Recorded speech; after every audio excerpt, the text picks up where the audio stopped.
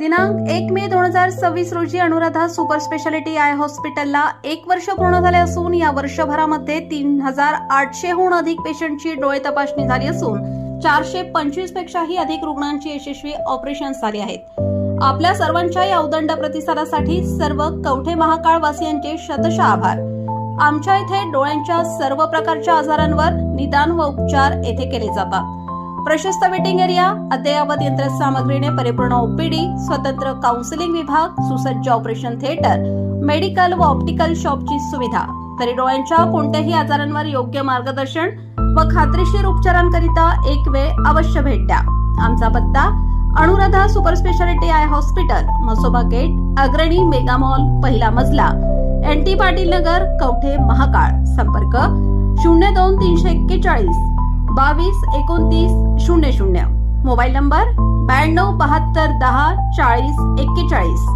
महांकाली साखर कारखान्याची एक गुंठाही जमीन विकलेली नाही। केवळ NOC दिल्याचा अनिता सगरे यांचा खुलासा। कर्जफेडीसाठी जमीन विक्रीचा निर्णय घ्यावा लागला, मात्र त्यावर जाणीवपूर्वक राजकारण करण्यात आल्याचा अनिता सगरेंचा विरोधकांवर आरोप। कवठे महांकाळ येथील महांकाली साखर कारखान्यावरील कर्जाची परतफेड करण्यासाठी इच्छा नसताना देखील जमीन विक्रीचा निर्णय घ्यावा लागला।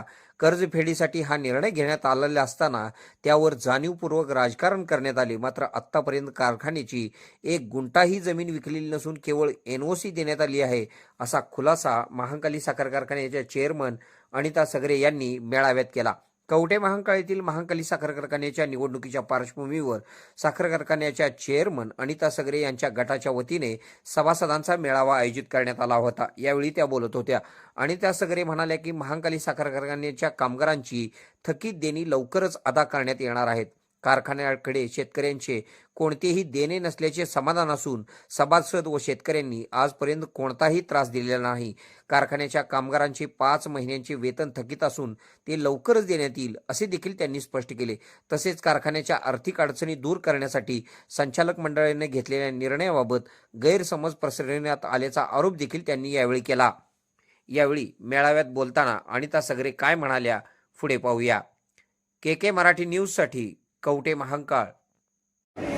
शेगाव उपस्थित असलेले आमचे नगरपंचायतचे सभापती अनुराधा सगरे, उपस्थित असलेले आजच्या कार्यक्रमाला आवर्जून आलेले चंद्रकांत लोंढे, बंडू कदम, शंकरण्णा कदम, आमचे ज्येष्ठ संचालक जीवनराव भोसले, संजय भाऊ पाटील, माजी नगराध्यक्ष रणजित गाडगे, बालदादा पाटील, अनिल दादा शिंदे, ज्यांनी मगाशी आपले मनोगत व्यक्त केले ते अनिल लोंढे सर, उपस्थित आमच्या कुटुंबात प्रेम करणारे सर्व सभासद बंधू आणि भगिनी, आपल्याला सगळ्यांच्या मनोगतातनं कळलं की नानासाहेबांनी सुरू केलेली संस्था म्हणजे आपल्याला राजाराम बापूंनी अथक परिश्रमातून एक कारखाना उभा करून दिला होता। नानासाहेब असतील, त्यांचे सहकारी पंडितांना असतील, पुणेकर बापू असतील, मधुकर दादा असतील, या सर्वांनी अथक कष्ट करून हे मोठ्या काळावर हे कारखाना उभा केला। नानांनी आपल्या कौशल्यानं अनेक अडचणीवर संकटावर मात करून हे कारखाना चांगल्या पद्धतीने चालवला। नंतरच्या काळात विजयानंद सुद्धा जवळजवळ 17-18 वर्ष शारीरिक अडचण असताना सुद्धा त्यांनी चांगल्या पद्धतीने चालवला। जेव्हा नोव्हेंबरच्या महिन्यात 2016ला अण्णांचं निधन झालं, आपण सर्वांनी ही जबाबदारी माझ्या खांद्यावर दिली। 2016-17चं सीझन असेल, 2017-18चं सीझन, 2 सीझन आपण चांगल्या पद्धतीने घेतो। जेव्हा 2019 सीझन आपण घेणार होतो, 2019 मार्च मध्ये कोरोनाचा महामारी सुरू झाला। जेव्हा सेंट्रल गव्हर्नमेंटचं GR असं होतं की कुठल्या संस्थेवर कोरोनाचा काळ आहे, कुठल्या संस्थेवर कारवाई करू नका, कुठल्या शेतकऱ्यांवर कारवाई करू नका। खरं बँकेनं एक चुकीचं धोरण अवलंबून आपला कारखाना खरेदी केला, सेक्युरिटेशन केली, खरेदी केला। खरेदी जेव्हा केला तेव्हा 82 कोटी 64 लाखाला खरेदी केला।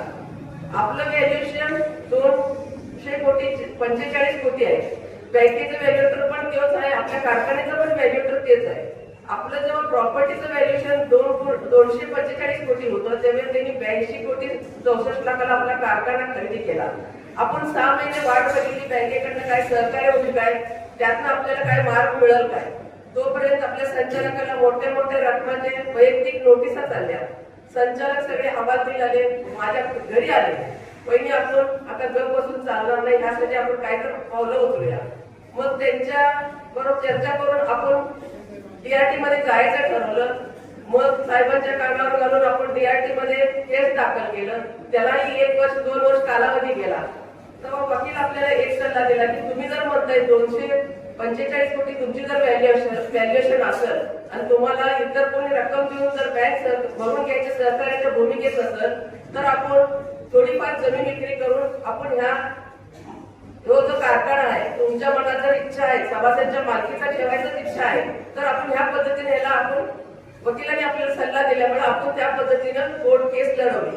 आपल्याला त्यातली थोडीफार जमीन बँक आणि कोर्ट यांच्या सहमतीनं रिलीज करून मिळाली. कोर्ट बँकेनेच एक शिवलँड मार्कला तयार केलं. त्या पद्धतीने आपण ह्या गोष्टीला तयार झालो.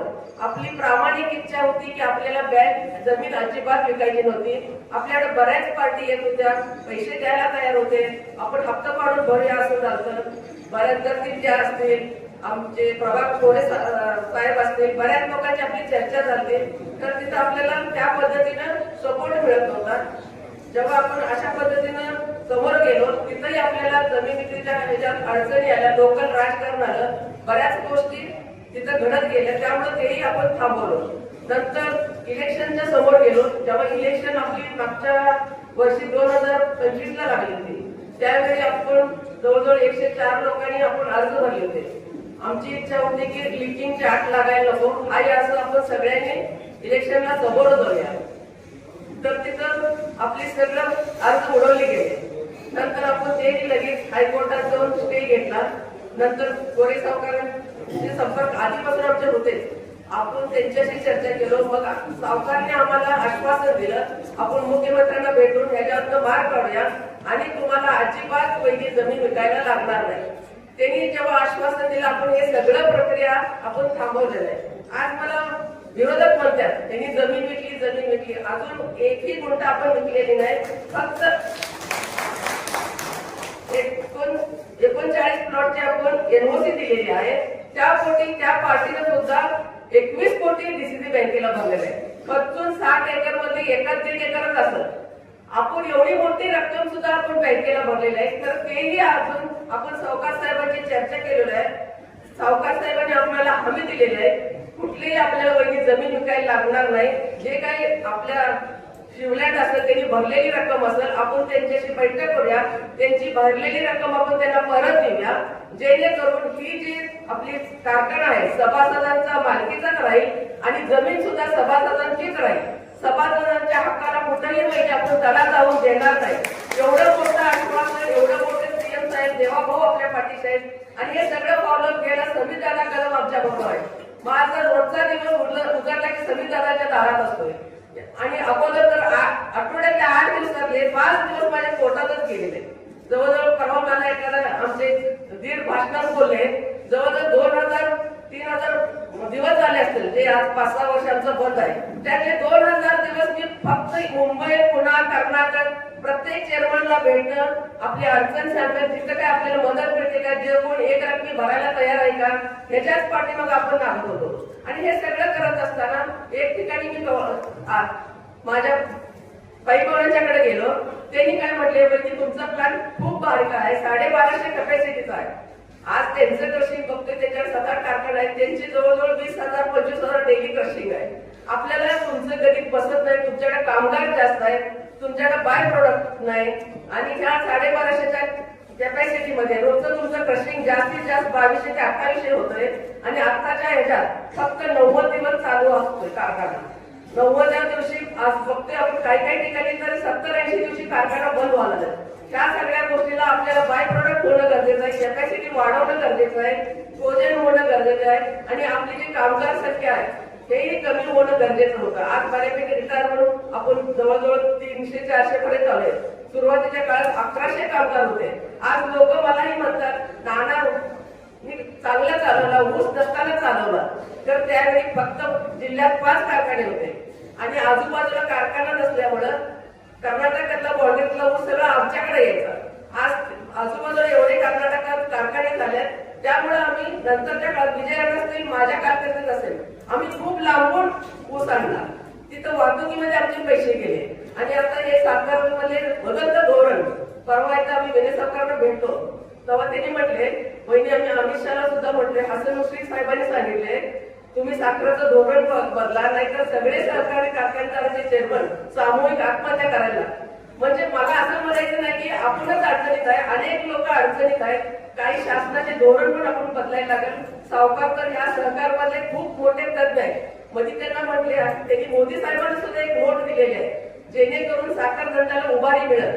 जे साखर लूज असेल ते आपण ह्याला पेप्सिकोला वगैरे हे करतो, ड्रिंक्सला वगैरे वापरतो, त्याला एक वेगळं दर करा, कमर्शियल साखरला वेगळं दर करा, कन्झ्युमरला वेगळं दर करा, जेणेकरून साखर कारखान्याला उभारी मिळेल. साखर कारखानदारी येणाऱ्या काळात टिकली पाहिजे.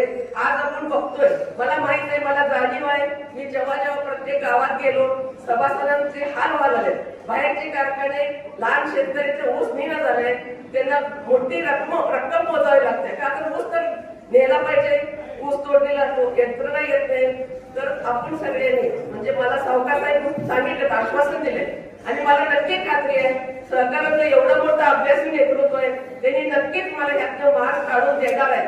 आणि येणाऱ्या काळात नक्की आम्ही सीझन देणार आहे. आणि कामगारांच्या बाबतीत बोलायचं झालं तर आज कामगार मला म्हणतात, म्हणजे आमचे एवढे पगार राहिले, तर 32 वर्षात फक्त 5 पगार आमचे राहिलेले आहेत. तेही मी कबूल करते, का तर तेही आमचे कुटुंबाचे घटक होते.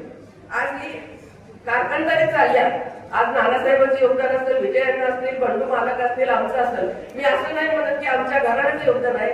कुठलीही संस्था चालवत असताना संघटना मजबूत लागतात.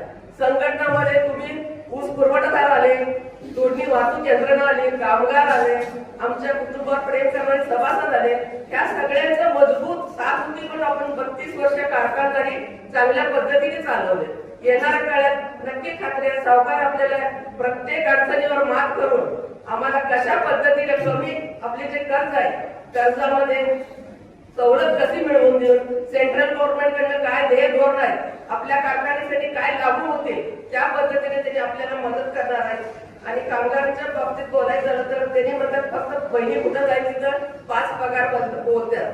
तर राहिलेले जो थकीत पगार असतील, ग्रॅज्युएटी असेल, कामगार पतसंस्थेचं काय त्यांची देणी असेल, तेही मी लगेच निवडणूक झाल्यानंतर सावकारांच्या मदतीनं सावकारांना घेऊन ते सगळे देणी मी नक्की त्यांचा अदा करणार आहे. मला सांगायला अभिमान वाटते, आज शेतकऱ्यांचं आपण 1 पैसे देणार नाही.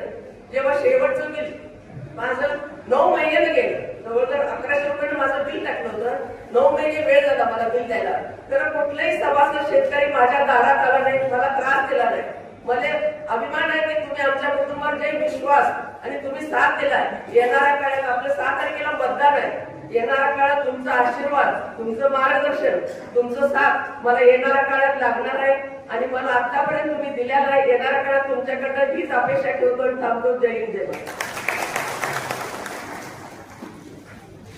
खुश खबर, मूळ व्याधीचे आधुनिक उपचार आता आपल्या कवठेमहांकाळ शहरामध्ये उपलब्ध. सुविधा, आधुनिक लेझर मशीन, दुर्बिणीतून तपासणी, ऍडमिटची गरज नाही. पोट विकार, बुद्ध विकार यावर आयुर्वेदिक उपचार व सल्ला. मूळव्याध, फिशर, भगंदर, पायलोनायडल, सायनस यावर लेसर व आयुर्वेदिक खात्रीशीर उपचार. हार्निया, अपेंडिक्स, कान, नाक, घसा व स्त्रीरोग चिकित्सा, गर्भाशय काढणे इत्यादी सुविधा आता आपल्या कवठेमहांकाळ शहरामध्ये डॉक्टर आलमगीर मुजावर यांच्या आशीर्वाद हॉस्पिटलमध्ये उपलब्ध. आमचा पत्ता दत्त मंदिर, जुना Agalgaon road, Kolekar petrol pump शेजारी, कवठेमहांकाळ.